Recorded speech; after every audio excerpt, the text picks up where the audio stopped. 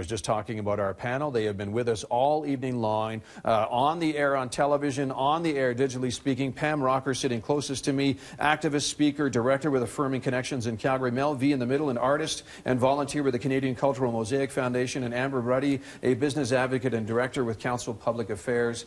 And Pam, I would like to get your reactions. 63 seats for the UCP, 24 for the NDP, and only a two-party legislature right now. I think it's a sad day for Alberta. I've been in touch with a lot of friends and colleagues, and they're feeling a lot of anxiety, which I think is really valid right now. And I think really, I really feel like in the next 4 years, our anxieties will be founded. And so I think I'm just sort of absorbing it right now. I'm shocked, but I'm not necessarily surprised, because I think already the UCP has shown us sort of who they are and the people they're going to support. We even just saw showing Mark Smith's riding that he won, and just a few years ago, he tried to put a policy forward to make it legal to fire teachers for being gay.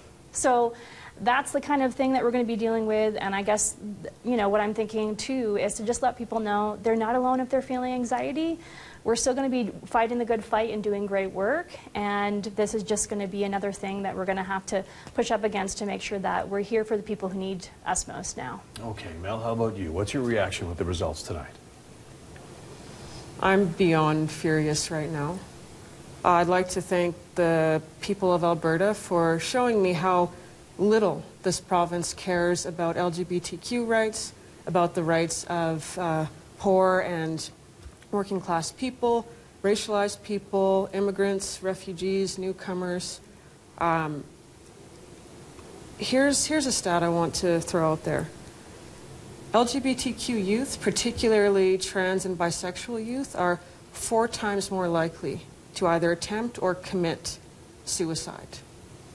GSAs are a lifeline for LGBTQ youth, particularly for the community and the anonymity they foster. And I'm speaking today as a survivor. I was one of those. I was one of those youth.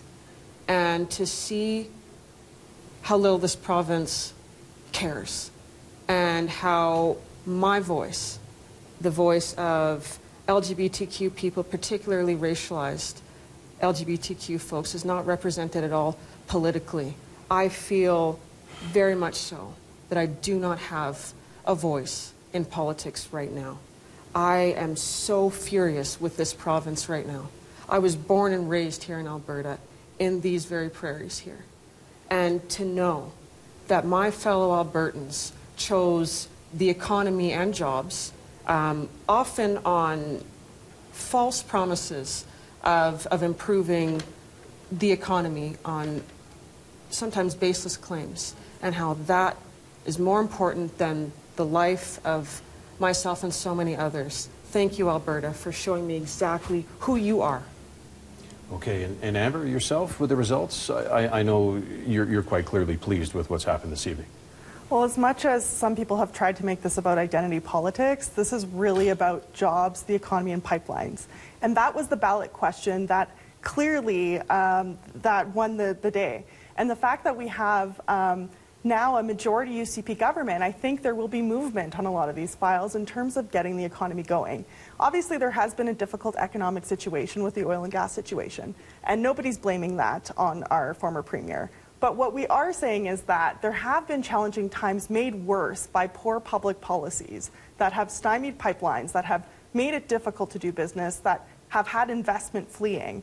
And with this UCP government, I'm looking forward to the series of bills and legislation that's going to get the province back on track, including the Bill 1, the Act to repeal the carbon tax, Bill 2, the Open for Business Act, and the dozen other pieces of legislation that this government will start acting on as soon as they're sworn in. Okay, all right, we'll have to leave it there. We're going to check back in with the panel in just a few minutes. Still a lot more to come on this special election edition of City News Tonight at 11.